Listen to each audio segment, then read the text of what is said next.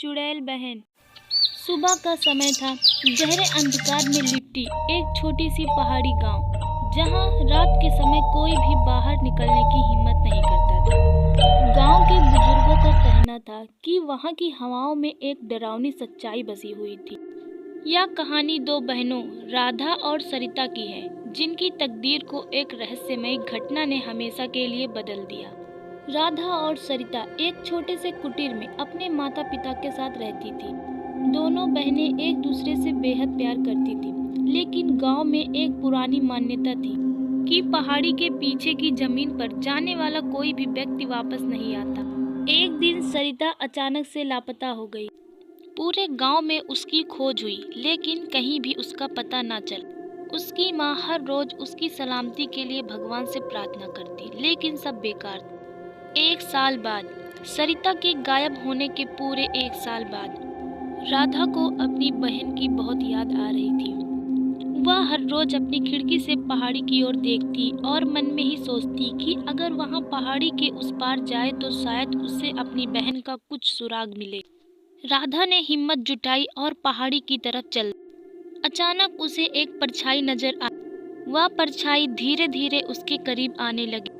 वह कोई और नहीं बल्कि उसकी बहन सरिता थी।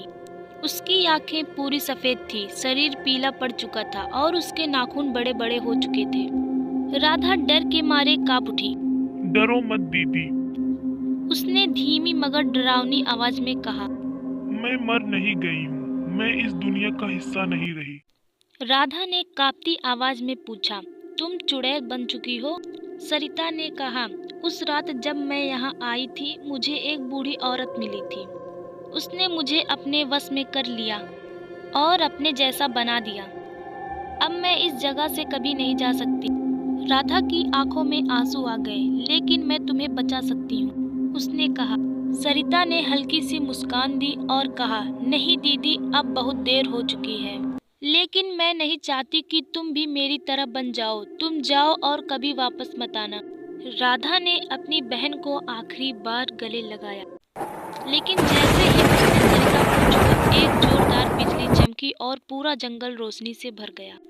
कुछ ही पल में राधा वापस गांव में पड़ी मिली, लेकिन उसके हाथ में सरिता की चुन्नी थी।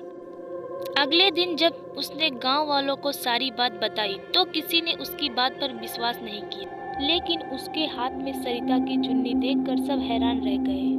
उस दिन के बाद राधा ने कभी भी उस पहाड़ी की ओर नहीं देखा, लेकिन हर पूर्णिमा की रात उसे अपनी बहन की आवाज हवा में सुनाई देती, दीदी मुझे माफ कर दो।